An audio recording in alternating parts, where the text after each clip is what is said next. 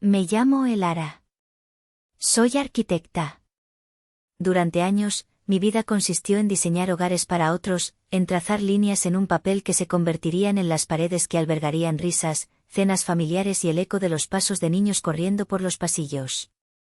Yo creaba los escenarios de la felicidad ajena mientras mi propio hogar se sentía dolorosamente vacío. Mi esposo, Javier, y yo pasamos por un infierno que solo conocen quienes lo han vivido, el de la infertilidad. Fueron años de agujas, de hormonas que me convertían en una desconocida para mí misma, de citas médicas llenas de una esperanza frágil que se rompía una y otra vez. Sufrimos 2 pérdidas, 2 pequeños latidos que se desvanecieron antes de tiempo, dejando un silencio que gritaba en cada rincón de nuestra casa. Casi me di por vencida. Creí que el universo me había negado el único plano que de verdad anhelaba construir, el de ser madre. Y entonces, cuando toda esperanza parecía perdida, ocurrió el milagro. Llegó Aurora. Desde el instante en que la sostuve, supe que mi vida se había dividido en un antes y un después. Era diminuta, perfecta. Tenía los ojos grandes y curiosos de Javier y una pequeña arruga en la nariz cuando se concentraba, igual que yo. Su existencia llenó cada grieta de mi alma. Las noches sin dormir se sentían un regalo, cada pañal cambiado era un acto de amor, su risa era la única sinfonía que necesitaba escuchar. Por primera vez, yo, que siempre me había sentido como un personaje secundario en la vida de mi propia familia, era el centro del universo de alguien. Y ese alguien era mi todo. Mi familia, esa es otra historia. Siempre he sido la hija responsable, la tranquila, la que no daba problemas. Mis logros, como graduarme con honores o abrir mi propio estudio de arquitectura, eran recibidos con un simple y distante, «Qué bien, hija», por parte de mis padres, Marta y Ricardo. Pero mi hermano Mateo, 2 años menor que yo, era el sol. Él no caminaba, desfilaba. Sus logros más triviales se celebraban con fiestas fastuosas. Era el hijo dorado, el carismático, el centro de todas las miradas y de toda la inversión emocional y económica de mis padres. Yo era un satélite que orbitaba a su alrededor, útil pero invisible. Recuerdo una vez, en una cena, anuncié que había ganado mi primer gran contrato para diseñar un pequeño complejo comunitario. Mi padre asintió distraídamente mientras leía el periódico.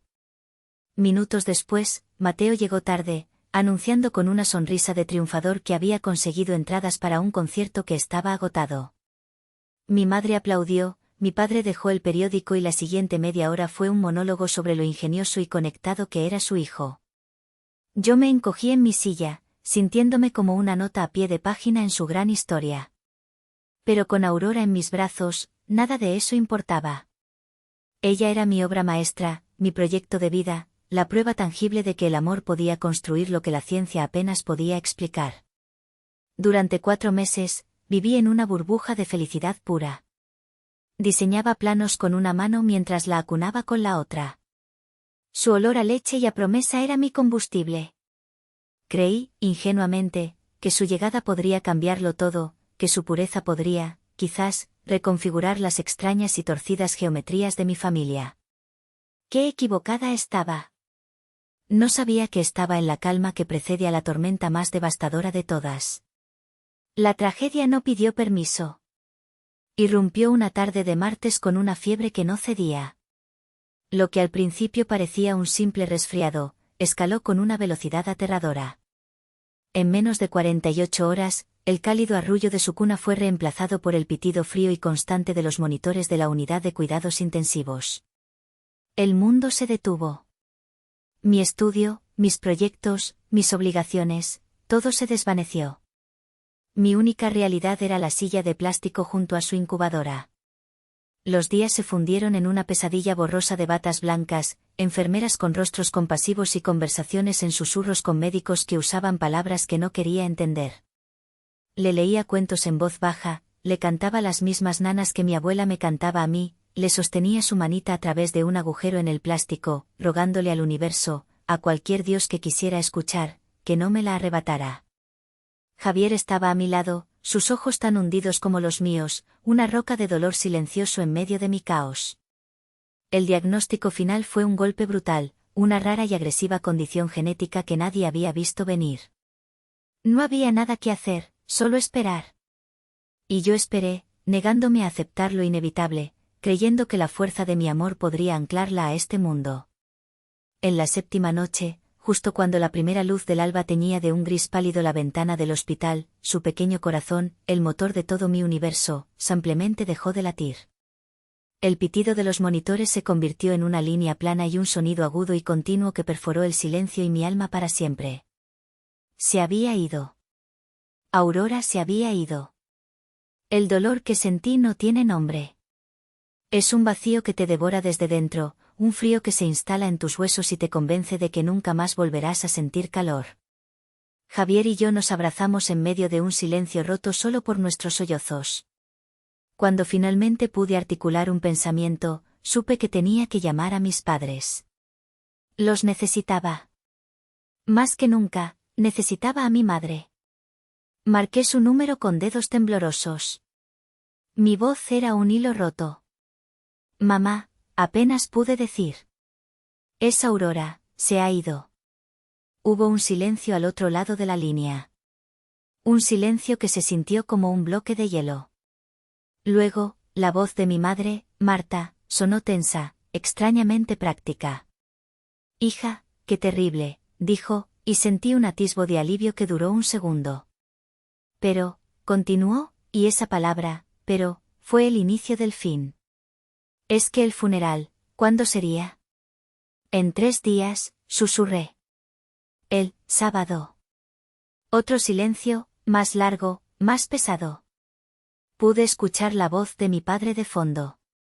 Y entonces, mi madre pronunció las palabras que demolieron lo poco que quedaba de mí. Hija, lo siento muchísimo, de verdad, pero es imposible. Es justo el día de la gran fiesta del cumpleaños número 30 de tu hermano. Lo hemos planeado por un año entero. Ya está todo pagado, el resort, la banda, vienen invitados muy importantes para el nuevo negocio de Mateo. Entendemos tu dolor, de verdad que sí, pero la vida sigue.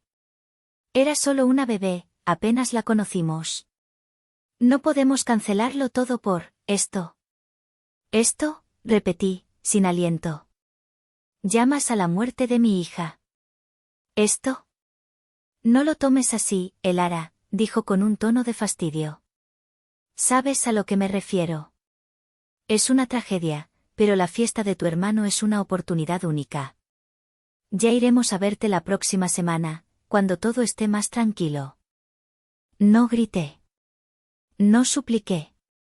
No insulté. Simplemente colgué el teléfono. Miré a Javier, que había escuchado toda la conversación con una expresión de incredulidad y furia. Pero yo no sentía furia. Sentía algo mucho peor. Sentía la confirmación helada de una verdad que siempre había sabido pero que me negaba a aceptar. Para ellos, mi hija, mi dolor, mi vida entera, no era más que un inconveniente. Una nota al pie de página en la celebración del hijo dorado. En ese momento, en la habitación estéril de un hospital, no solo murió mi hija. También murió la niña dentro de mí que todavía esperaba el amor de sus padres. El día del funeral de Aurora fue gris. No era una metáfora, el cielo de la Ciudad de México estaba cubierto por una capa densa de nubes que lloraban una llovizna fina y persistente, como si el mundo entero se hubiera unido a mi duelo. O quizás, solo yo lo veía así. El servicio fue pequeño, íntimo. Dolorosamente íntimo. Estábamos Javier y yo, aferrados el uno al otro como si temiéramos que el viento nos llevara también. Mi mejor amiga, Camila, estaba a mi lado, su mano firmemente en mi hombro, una presencia sólida y silenciosa. Había un par de amigos cercanos, sus rostros descompuestos por una tristeza genuina. Y eso era todo. En la primera fila de la pequeña capilla, había 4 asientos vacíos. Los había reservado por un estúpido e inquebrantable reflejo de esperanza. Eran para mis padres, para Mateo y para su novia. Esos asientos vacíos gritaban más fuerte que cualquier palabra. Eran un monumento a la indiferencia, un testamento de mi lugar en su mundo. Mientras el sacerdote hablaba de ángeles y del cielo, yo solo podía mirar esos huecos y sentir una rabia fría y afilada naciendo en las profundidades de mi dolor. No lloré por tristeza. Las lágrimas que finalmente rodaron por mis mejillas eran de una furia gélida, una claridad dolorosa. Estaba sola. Había enterrado a mi hija completamente sola. Los días que siguieron fueron un borrón de silencio. El silencio de mi casa, que antes estaba llena de los pequeños ruidos de una bebé y ahora era un mausoleo. Y el silencio de mi teléfono. Ni una llamada. Ni un mensaje. Ni una sola palabra de mis padres o de mi hermano. Era como si no solo Aurora, sino también yo, hubiéramos dejado de existir para ellos. Camila venía todos los días. No intentaba animarme con frases vacías. Simplemente llegaba, me preparaba un té que yo apenas tocaba, se sentaba conmigo en el sofá y a veces ponía una película que ninguna de las dos veía. Su presencia era mi única ancla a la realidad. Un día, me encontró mirando fijamente la pared, con la misma ropa del día anterior. «Tienes que comer algo, Elara», me dijo suavemente. «No tengo hambre», respondí con una voz que no reconocía como mía. «Lo sé», dijo ella. «Pero tienes que hacerlo. Por ti. Porque tú sigues aquí». Esa noche, incapaz de dormir, deambulé por la casa como un fantasma. Abrí una vieja caja de madera que no había tocado en años. Dentro había fotos, cartas, pequeños tesoros de una vida pasada. En el fondo, encontré una foto mía de niña, sentada en las rodillas de mi madrina, doña Isabel. Ella era la hermana de mi abuela, una mujer fuerte, directa y la única en mi familia que siempre me miró como si yo fuera el sol. Había fallecido hacía un par de años, y su ausencia era una herida más. En el reverso de la foto, su caligrafía elegante decía: «Mi niña arquitecta, nunca dejes que te hagan sentir pequeña. Tu valor no depende de su aprobación. Construye tu propio castillo, y que ellos lo miren desde afuera». Leer esas palabras fue como recibir una descarga eléctrica. El dolor seguía ahí, inmenso, un océano sin fondo. Pero algo más comenzó a agitarse debajo de la superficie. La rabia. La resolución. Mi madrina tenía razón. Yo era una arquitecta. Y si mi mundo había sido demolido hasta los cimientos, entonces usaría esos escombros para construir algo nuevo. Un castillo, sí. O quizás una fortaleza. Un plan comenzó a formarse en mi mente, no uno impulsado por la venganza ciega, sino por una necesidad helada de justicia. Ellos habían elegido su celebración sobre mi tragedia. Ahora, yo elegiría mi paz sobre su existencia. El luto seguía, pero el tiempo de ser una víctima había terminado. Era hora de diseñar. La frase de mi madrina resonó en mi cabeza durante días. Me impulsó a hacer algo que había pospuesto por el dolor y la inercia: llamar al abogado de doña Isabel. Ella siempre me había dicho que, cuando falleciera, su abogado se pondría en contacto conmigo, pero en medio del torbellino de mi vida, nunca le di seguimiento. Era un cabo suelto que nunca compartí con mi familia. Mi relación con mi madrina era un santuario privado, lejos de sus juicios. La reunión con el licenciado Ramos fue una revelación. Doña Isabel, una mujer increíblemente astuta que había amasado una fortuna considerable a través de inversiones inteligentes, me había nombrado su única heredera. Pero había una condición.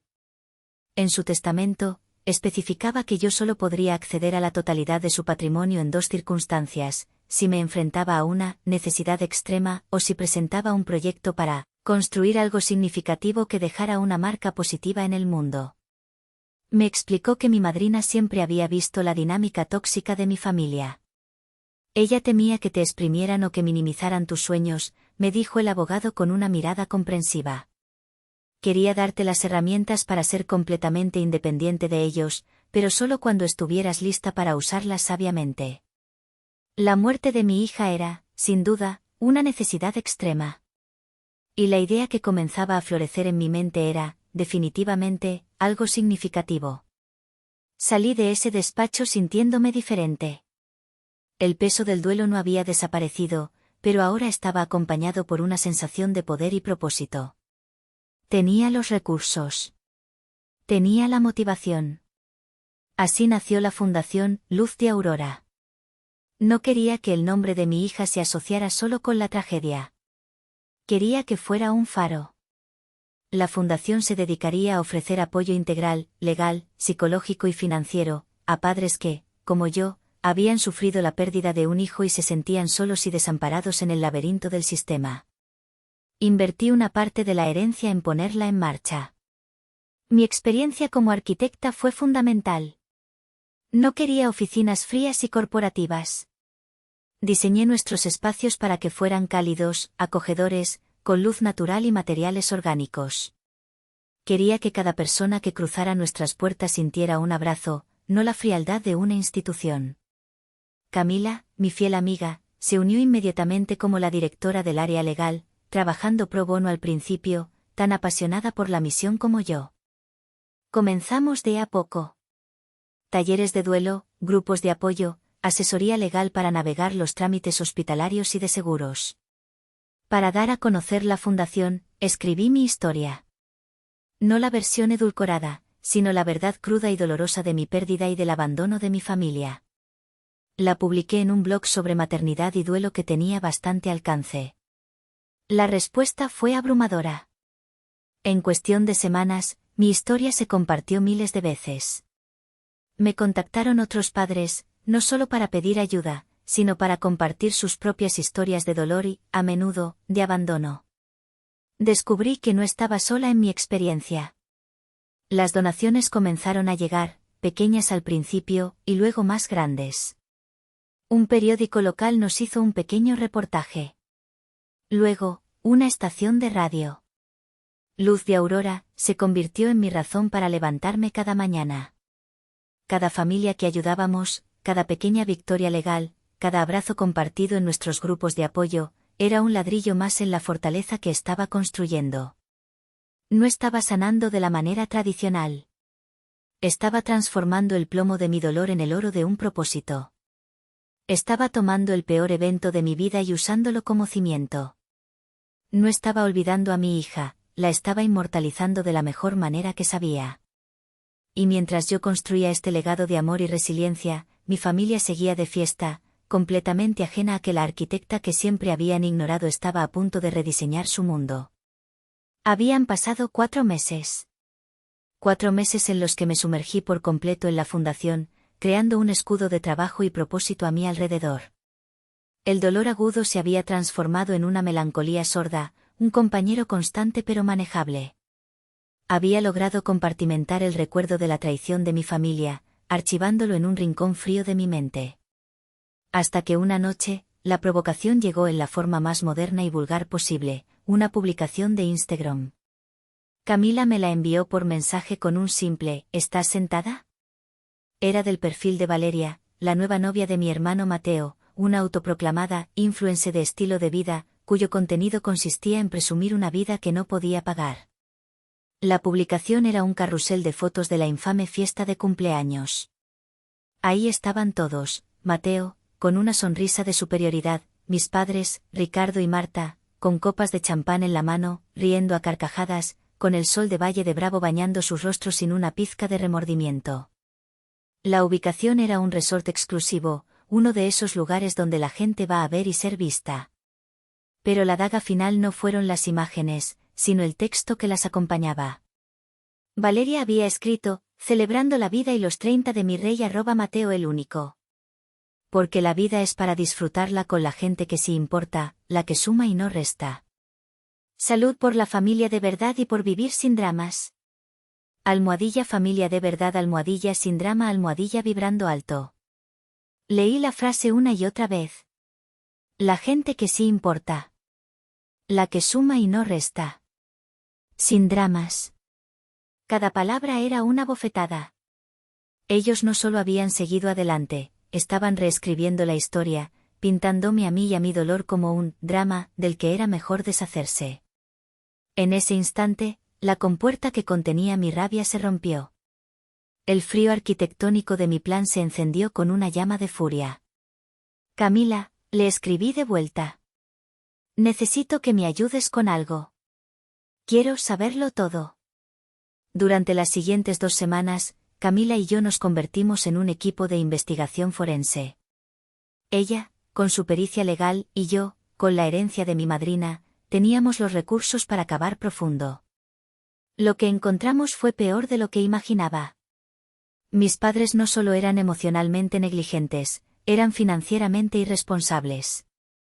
Descubrimos que habían hipotecado su casa, la casa donde crecí, no una, sino 2 veces. ¿El motivo? Financiar los delirios de grandeza de Mateo. Su primer negocio, una galería de arte disruptiva, había fracasado estrepitosamente. El segundo, una marca de ropa de lujo, había quebrado en menos de 1 año. Cada fracaso era tapado con más dinero de mis padres, que vivían muy por encima de sus posibilidades para mantener las apariencias. Estaban ahogados en deudas, al borde de la bancarrota. La lujosa fiesta y el nuevo emprendimiento de Mateo de experiencias de lujo eran su última y desesperada apuesta para atraer inversores y salvarse del desastre. Y entonces, encontré el objetivo perfecto. A través de un contacto, me enteré de que Mateo estaba planeando su gran evento de lanzamiento. Sería en el mismo resort de lujo, el escenario de su cumpleaños.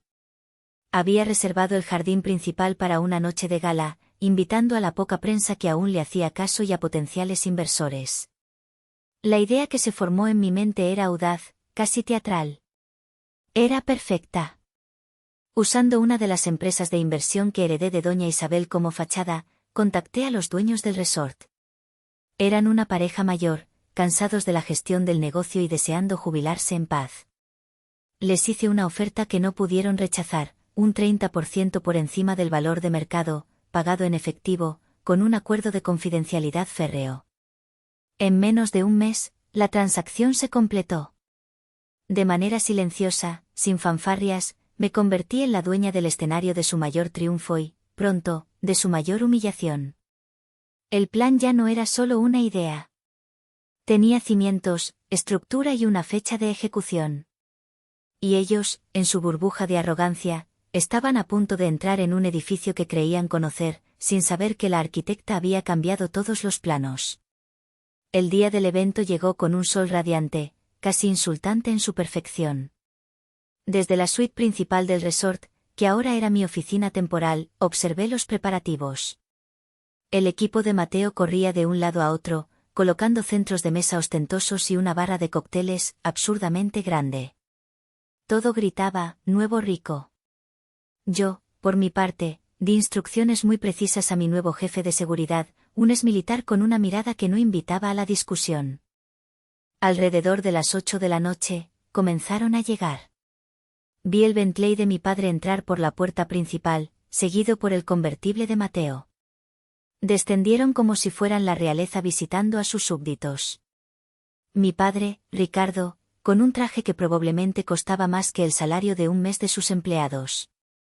Mi madre, Marta, envuelta en seda y joyas, con una sonrisa practicada. Y luego, Mateo y Valeria, él con un aire de suficiencia insoportable y ella grabando cada segundo para sus redes sociales. Caminaron con arrogancia hacia la entrada del jardín principal, donde 2 de mis guardias, vestidos con discretos trajes negros, les bloquearon el paso. Buenas noches. ¿Sus nombres, por favor?, preguntó uno de los guardias con una calma profesional. Mateo soltó una risa incrédula. ¿Es una broma? Soy Mateo de la Torre. Este es mi evento. El guardia consultó su tablet. Hizo una pausa. Lo siento, señor de la Torre. No está en la lista de invitados. La cara de Mateo pasó de la incredulidad a la furia. ¿Cómo que no estoy en la lista? Yo organicé todo esto. Llame al gerente ahora mismo. Mi padre se adelantó, inflando el pecho. Mire, joven, quizás no sabe quiénes somos. Esta es nuestra casa, prácticamente. Deje de hacer el ridículo y déjenos pasar. Mis órdenes vienen directamente de la nueva propietaria, respondió el guardia, impasible. Y las órdenes son claras. ¿Nueva propietaria? La voz de mi madre sonó aguda, confundida. Fue mi señal. Salí de las sombras de la recepción y caminé lentamente hacia ellos. No llevaba un vestido de luto. Elegí un vestido blanco, sencillo pero elegante. Mi cabello estaba recogido y mi maquillaje era mínimo. Quería que me vieran a mí, no a mi dolor. Me detuve a unos metros de ellos, sintiendo todas sus miradas sobre mí. La confusión en sus rostros era un poema. Yo soy la nueva propietaria, dije, y mi voz sonó más firme de lo que me sentía. Y es cierto. No están en la lista. El silencio que siguió fue denso, pesado. Podía ver los engranajes girando en sus cabezas, tratando de procesar una realidad que no encajaba en su universo. Elara, ¿qué significa esto?, balbuceó mi padre. Significa que compré este lugar, respondí, mi mirada fija en él. Y he decidido que esta noche, el resort será la sede de la primera gala benéfica de la Fundación Luz de Aurora. Justo en ese momento, como lo había planeado, mi equipo comenzó a desplegar una gran pancarta detrás de mí con el logo de la fundación. Las luces del jardín cambiaron, iluminando el hermoso escenario que habíamos preparado para nuestros verdaderos invitados. Mateo finalmente reaccionó, su rostro una máscara de ira y humillación. No puedes hacer esto. Mis invitados están llegando. Mi carrera depende de esta noche. Tu carrera, repetí con una calma glacial. Curioso cómo las prioridades cambian, ¿no? A veces es la carrera, a veces es una fiesta de cumpleaños. Me acerqué a ellos y le entregué a cada uno una pequeña tarjeta blanca. Se me olvidó darles esto. Dentro de cada tarjeta había una sola cosa, una pequeña foto de la lápida de Aurora. Debajo, había escrito una simple frase a mano: hay eventos en la vida a los que simplemente no se puede faltar. Ustedes me enseñaron esa lección. Mi madre ahogó un grito al ver la foto. Mi padre palideció. Mateo me miró con un odio puro. Los inversores y la prensa que él había invitado comenzaban a llegar, siendo testigos de la escena, sus teléfonos grabando discretamente el drama que se desarrollaba. Seguridad, dije en voz alta. Por favor, acompañen al señor de la torre y a sus familiares fuera de la propiedad. Son personas no gratas aquí. Mientras los guardias los escoltaban, entre protestas ahogadas y miradas de puro veneno, los invitados de mi gala comenzaron a llegar, familias que habíamos ayudado, médicos, donantes, personas que entendían el verdadero significado de la pérdida y la comunidad.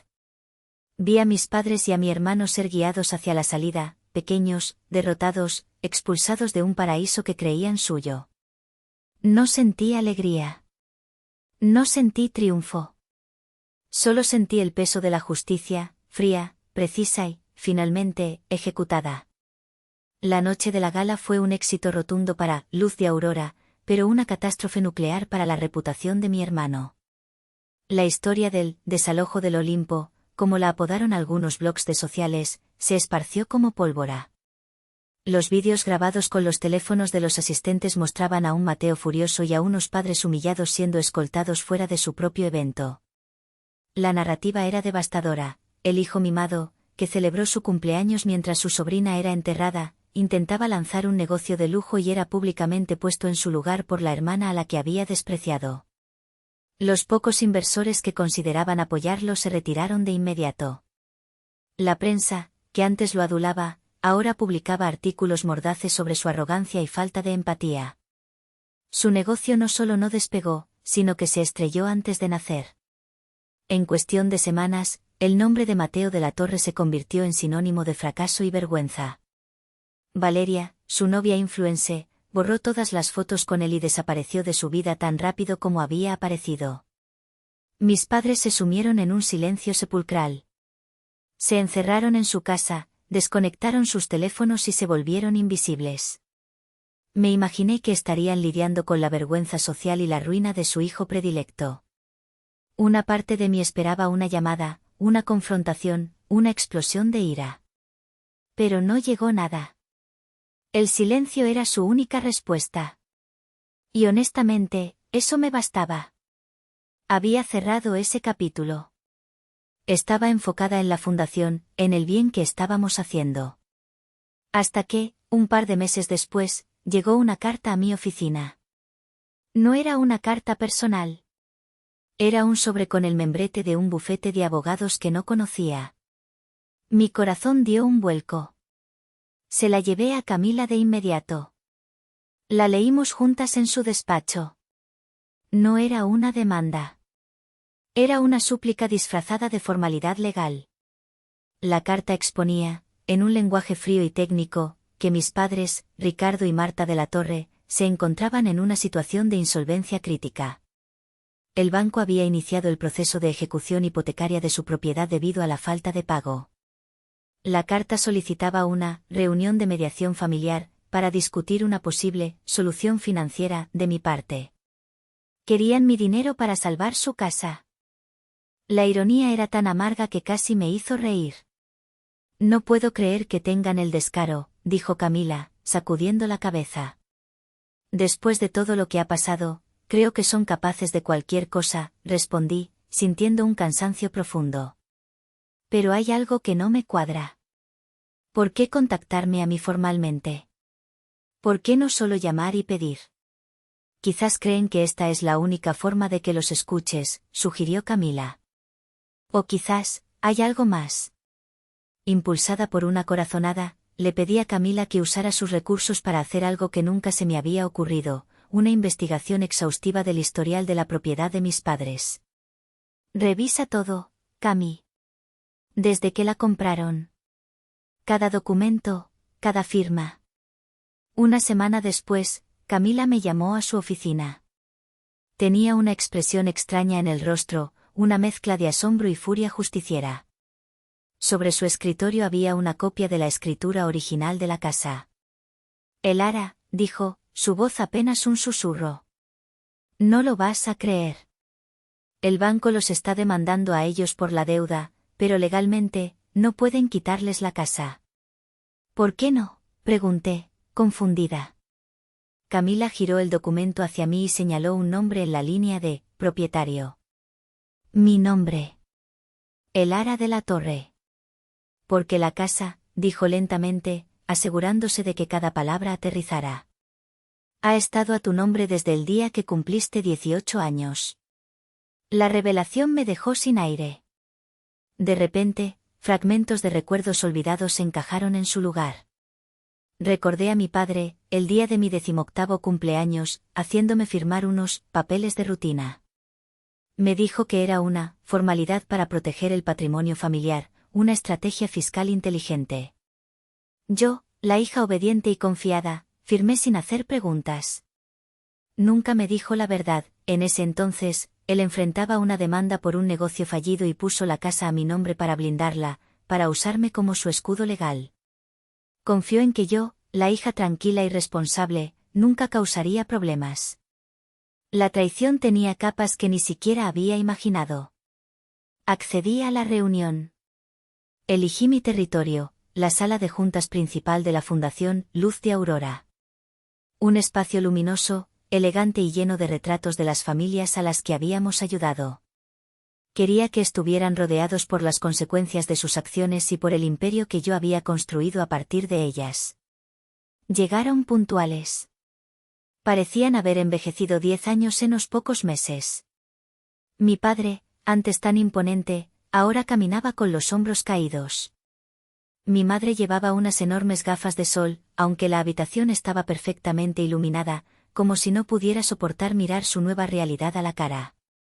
Mateo no estaba con ellos, me enteré después de que se había distanciado para no contaminarse con su fracaso. Se sentaron frente a mí en la gran mesa de caoba. No les ofrecí agua. No les ofrecí una sonrisa. Dejé que el silencio se extendiera, un silencio que ahora era mi aliado. Finalmente, mi padre rompió el hielo, su voz ronca. Elara, gracias por recibirnos. Sé que las cosas han sido difíciles. ¿Difíciles?, repetí, arqueando una ceja. Es una forma interesante de describirlo. Mi madre se quitó las gafas, revelando unos ojos hinchados y desesperados. Hija, por favor. Vamos a perder la casa. Nuestro hogar. Todo lo que tenemos.